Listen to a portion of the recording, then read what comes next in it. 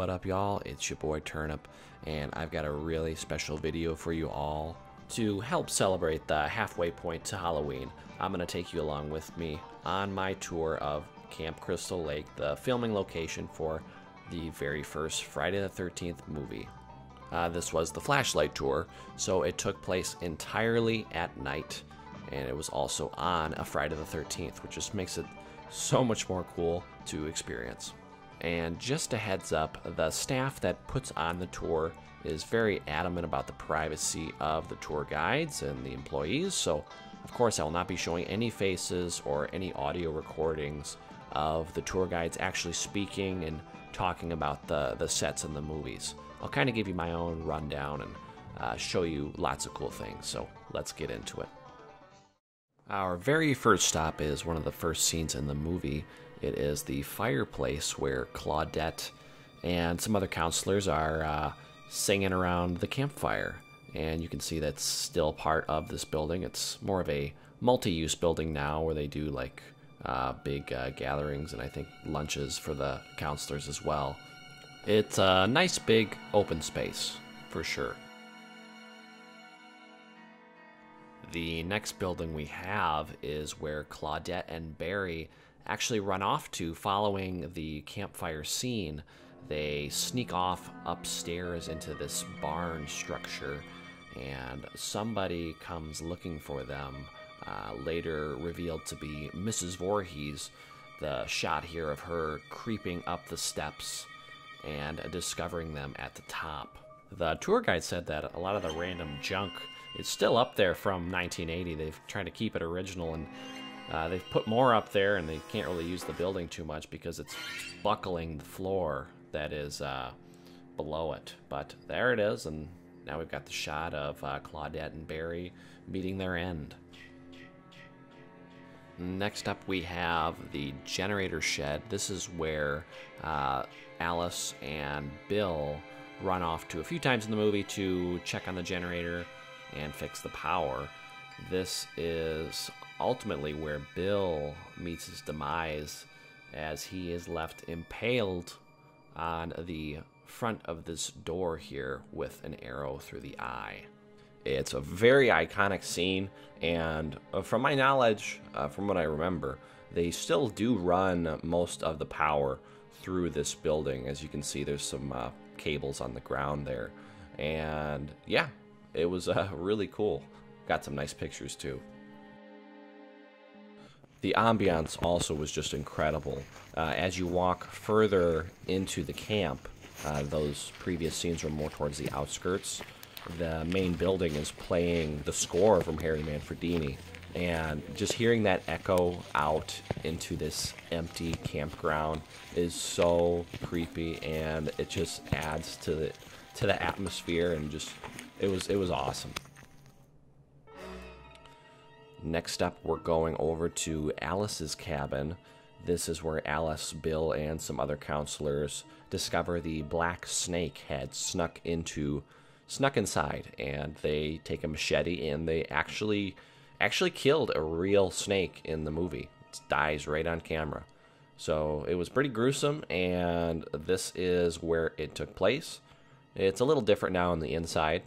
The Camp Novi Bosco, as it's really known as, is a Boy Scouts camp in the summertime. So it's still used for other purposes.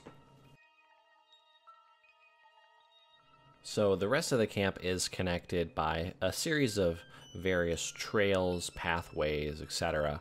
And behind Alice's cabin leads sort of off into the woods area. We find the creek that actually feeds Sand Pond or Crystal Lake. There is a beaver problem also, from what the tour guide told me, that they've been stuffing up the river recently. And on the very far end of the camp is the archery range. That is where Brenda ends up. She's in her cabin reading, and she hears someone calling for help, like a small child. And it's pouring rain, and she gets out onto the range. The lights turn on, and then we don't actually see what happens, but she shows up dead later on, so we can kind of infer.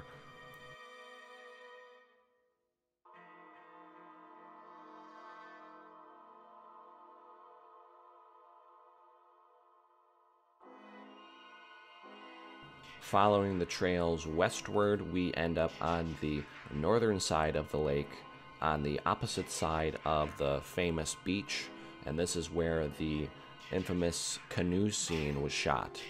The part where Jason actually jumps out of the water and grabs Alice and pulls her down below.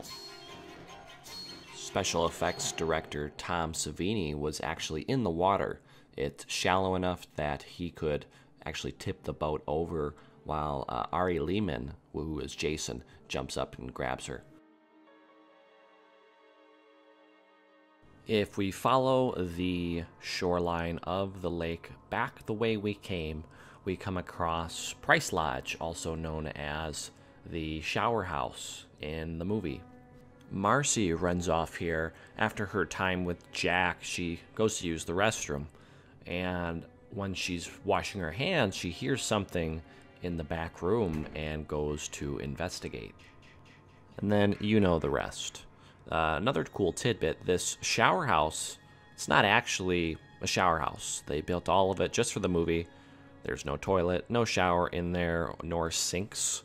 After the movie was over, the tour guide said they removed all of that, of course, and they were looking to, start the tours again, set up the camp how it used to look. And one of their local fire departments, someone was visiting there, and their bathroom had the same exact sink that they had in the movie. So the local fire department actually donated that to the camp for the continuity. Immediately, if you walk out the back door of the shower house, you'll find an area with another scene, the prowler scene, when someone is pulling back the branches and observing the counselors playing on the floating docks on the other side of the lake. Following the shoreline back towards the center of camp, we reach the famous beach scene where the climax of the movie takes place. Alice and Mrs. Voorhees clash, and she chops off Mrs. Voorhees' head with a machete. The lighting wasn't too good here, but this was definitely one of my more favorite parts of the tour. Reason being, I got to fill my vial that I bought at the gift shop with some actual Crystal Lake water to take as a souvenir, bottled especially on Friday the 13th. The beach doesn't see much use nowadays. It's kind of eroded away into the pond. Also, the original raft barges are not in use anymore. They've been replaced with some all-season barges. And according to the tour guide, the original canoe that Alice used is unfortunately lost.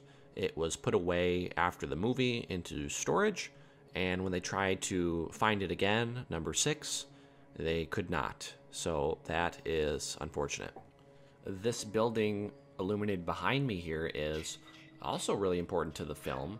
It's where Jack gets the arrow through his neck, and they also pan up to show Ned's body on the bunk bed above. Also in the back corner is where we find the bloody axe that was hidden underneath the bed sheets.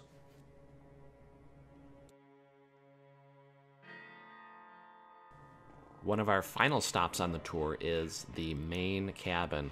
Lots of scenes take place in here. Counselors hanging out, Crazy Ralph, Brenda getting thrown through the window, but man, that shot just looks great. I gotta say, if you're gonna ever go on this trip, definitely take the night tour. It's fantastic. Our guide also told us that a lot of the wood in the cabins had to be replaced, remodeled, just due to the age of the buildings. And there's still a lot of original pieces, like for instance the fireplace in this cabin is 100% original to 1980.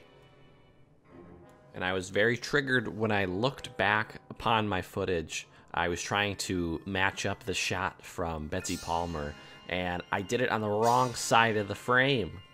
Oh, I was kicking myself for that one. Walking through the door, we find the kitchen area. This is where Brenda flies through the window, and also where Crazy Ralph comes in and warns everyone of impending doom. As you can see, there actually is no pantry. They built it only for the movie. It's actually just a door.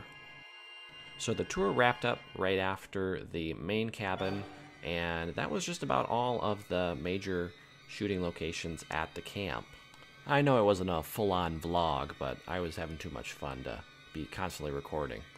And as a little bonus, here are some more shots from Blairstown, the town that's just outside of the camp, and they also shot a few scenes here.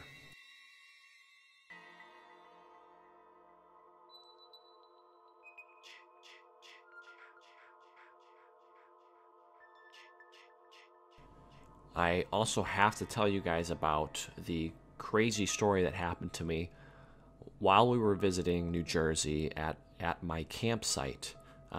Me and a friend had rented a little cabin in the woods, just kind of to fit in with the Friday the 13th, theme, experience, get the old woodsy vibe going, that sort of thing. Only real regret is that there wasn't actually like a real toilet or a working shower, but you're in the woods, right? Who cares? I mean, the thing looked like basically Jason's shack ripped right out of part 2, so how could you pass that up? So this little spot is tucked away in sort of this mountainside area, about 25 minutes south of the camp. It's kind of off, like in the far backyard of someone's property, and that's the host, the Airbnb. So you drive up this really long, winding road to get there, and down their very, very awful driveway, and you end up right at this little cabin. It's very sparsely populated in this area. There's a few houses, but they're situated more far apart from each other. Anyways, we get back from the tour on Friday the 13th, and we are just kind of chilling. I make a little campfire right outside the shed, and I hear this noise, and I look over. It's just a deer walking there, but I'm just hanging out, having a good time, reminiscing about what I just went through. It was awesome. And then I make my way off to bed.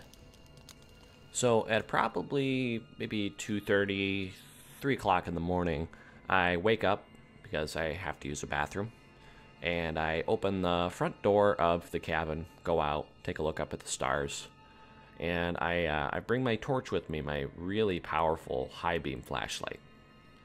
So I turned it on, of course, and I just started panning through the woods.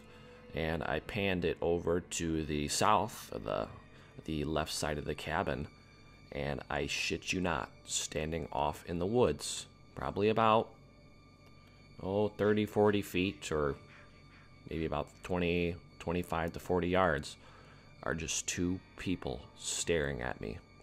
It looked like a man and a woman, maybe in like running gear. I kind of saw their upper torso. The rest was obscured by like leaves and foliage. But I held the light on them. It was maybe about 2 to 3 seconds, and then they just turned and walked into the deeper part of the forest. Obviously, I was freaked out. I ran back inside and I barricaded the door. I woke up my buddy and told him what had happened, and we kind of just went back in our beds and just drifted off to sleep.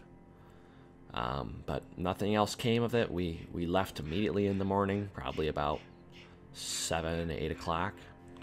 And I'll swear on Christ, Allah, Buddha, whoever you need me to tell, that actually happened. I saw it, and it's still one of the most terrifying things that I've ever experienced.